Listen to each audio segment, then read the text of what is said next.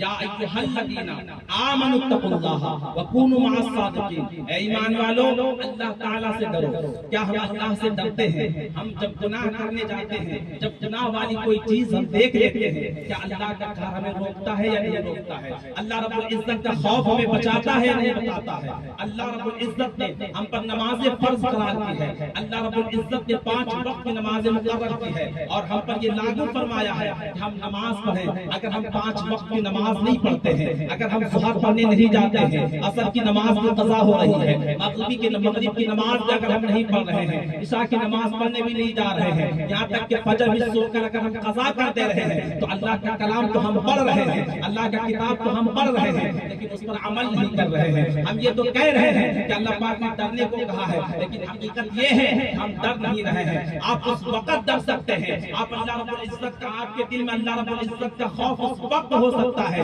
کہ جب آپ کی نماز قضا ہو جائے تو آپ کے آنکھوں سے آنسو کا سیلاب جاری ہو جائے، جب کوئی گناہ والی چیز کو آپ دیکھیں تو بار بار آپ کو ندامت آئے، بار بار اللہ رب العزت کی بارگاہ میں توبہ کریں۔ اگر یہ ساری چیزیں آپ کے اندر ہے، آپ یقیناً اللہ کا کلام پڑھ بھی رہے ہیں، آپ اس پر عمل بھی کر رہے ہیں، آپ اس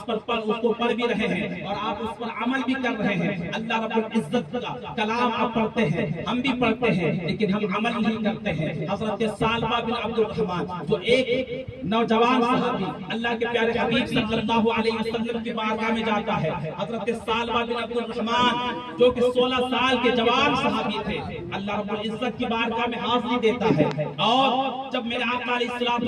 کی بارگاہ میں حاضری دیتے ہیں، حضرت ثعلبہ بن عبد الرحمن وہ ایمان کی حالت میں نہیں ہوتے ہیں، وہ مذہب اسلام میں داخل نہیں ہوتے، لیکن آقا علیہ السلام کا نظر کرم پڑتا ہے۔ سرکار دو عالم صلی اللہ علیہ وسلم کی بارگاہ میں جو ہی حاضری دینا تھا، سرکار دو عالم صلی اللہ علیہ وسلم کے دست مبارک پر بیعت ہوتے حضرت ثعلبہ بن عبد الرحمن ایمان لے آتے ہیں، سرکار دو عالم صلی اللہ علیہ وسلم سے کہتے ہیں یا رسول اللہ ابتداء اسلام میں داخل ہوا ہوں، یا رسول اللہ میری یہ خواہش ہے، میری یہ تمنا ہے کہ میں زیادہ سے زیادہ وقت آپ کی مقدس بارگاہ میں صرف کروں، میں زیادہ سے زیادہ وقت آپ کی بارگاہ میں رہوں۔ سرکار دو عالم صلی اللہ علیہ وسلم کہاں کسی کو انکار کرنے والے ہیں، سرکار دو عالم صلی اللہ علیہ وسلم ارشاد فرماتے ہیں اے ثعلبہ ٹھیک ہے، تجھے اجازت ہے، تجھے رہنے کے لیے اجازت ہے۔ سرکار دو عالم صلی اللہ علیہ وسلم حضرت ثعلبہ بن عبد الرحمن کو کچھ چیٹیاں باندھ دیتے ہیں، جب کچھ خبر بھیجوانا ہوتا سرکار دو عالم صلی اللہ علیہ وسلم حضرت ثعلبہ بن عبد الرحمن کو بلاتے،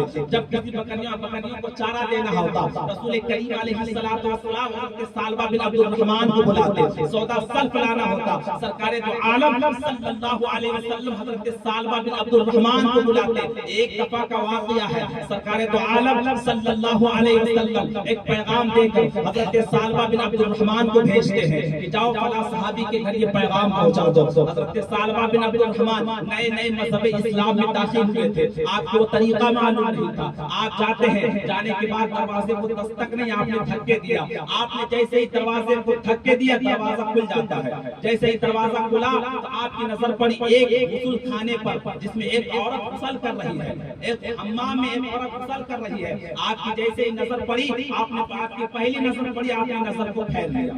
آپ نے نظر کو پھیر لیا۔ اسلام میں مذہب اسلام میں ایسا ہے کہ اگر کوئی گناہ آپ سے ہو جائے اور آپ نے پہلی نظر پھیر لیا، مذہب اسلام میں وہ گناہ نہیں ہے، معاف ہے۔ لیکن حضرت ثعلبہ بن عبد الرحمن 16 سال کے صحابی، ایمان اتنا مضبوط تھا، سرکار دو عالم صلی اللہ علیہ وسلم سے اتنی محبت کرتے تھے، سرکار دو عالم صلی اللہ علیہ وسلم کا یہ ایمان بول رہا تھا۔ حضرت ثعلبہ ساروں قطار رونے لگے، حضرت ثعلبہ بن عبد الرحمن ساروں قطار رونے لگے، یا اللہ تو نے مجھے پیدا ہی نہیں کیا، اگر تو نے مجھے پیدا نہیں کیا ہوتا حضرت ثعلبہ بن عبد الرحمن اتنا بڑا گناہ نہ کرتا، حضرت ثعلبہ یہ جرم نہ کرتا، یا اللہ اس گناہ کی سزا آپ مجھے جو دینا چاہتے ہیں آپ مجھے دے دے، لیکن اس گناہ کی خبر میرے رسول کو نہ ہونے دینا، کیونکہ اگر رسول کریم علیہ السلام کو میرے اس گناہ کی خبر ہو جائے گی تو میرے سرکار کا دل ٹوٹ جائے گا، رسول کریم علیہ السلام کو تکلیف ہوگی۔ اللہ اکبر، قربان جائے، وہ گناہ نہیں تھا، وہ ایک نہ کرتا گناہ تھا، لیکن ایمان کتنا مضبوط تھا، وہ ساروں قطار رونے لگے،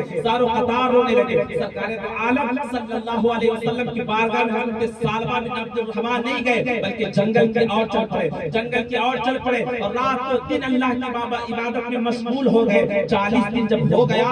حضرت سالبہ بن عبد الرحمن نہیں آئے، حضرت جبریل امین پیغام رب العالمین لے کر بارگاہ رحمت للعالمین میں حاضری دیتا ہے۔ یا رسول اللہ، اللہ آپ کو سلام کہتا ہے، آپ کا ایک غلام ہے، ایک عاشق ہے جو ایک نہ کردہ گناہ پر اتنا نادم ہے، اتنا شرمندہ ہے کہ ایک غار میں زار و قطار رو رہا ہے، ایک غار میں زار و قطار رو رہا ہے۔ اللہ کے پیارے حبیب علیہ السلام حضرت عمر فاروق اور حضرت سلمان فارسی جیسے جج صحابہ رسول کو کہتے ہیں، جاؤ حضرت سالبہ کو بلا لاؤ، جاؤ حضرت سالبہ کو ڈھونڈ لاؤ۔ ڈھونڈنے جاتے ہیں، صحابی رسول کو ڈھونڈنے جاتے ہیں، جنگل کی اور چل پڑتے ہیں تو ایک چرواہے سے ملاقات ہوتی ہے، عرض کرتے ہیں کہ آپ نے سالبہ بن عبد الرحمن کو دیکھا ہے؟ اس کے قد ایسے ہیں، اس کا نقشہ ایسا ہے، اس کے ہائٹ ایسے ہیں، کیا تم نے دیکھا ہے؟ کہنے لگا میں نہیں جانتا ہوں کہ سالبہ بن عبد الرحمن کون ہے، لیکن ہاں مجھے اتنا معلوم ہے کہ ایک شخص ایسا ہے، ایک شخص ایسا ہے جو اللہ رب العزت کی بارگاہ میں زار و قطار روتا ہے، اور زار و قطار روتا ہے، اور صرف اللہ رب العزت کی بارگاہ میں ایک ہی دعا کرتا ہے،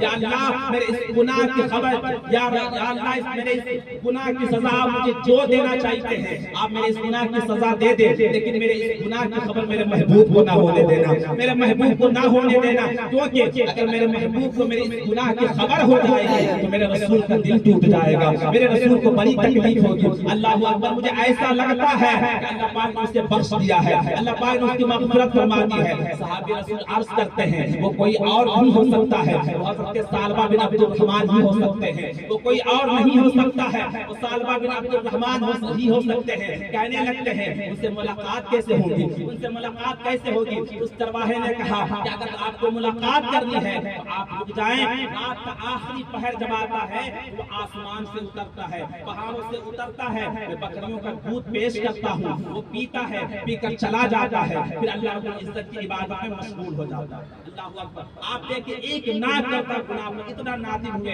اتنا شرمندہ ہوئے، جب رات کا آخری پہر آتا ہے تو حضرت سالبہ بن عبد الرحمن پہاڑوں سے اترتے ہیں اور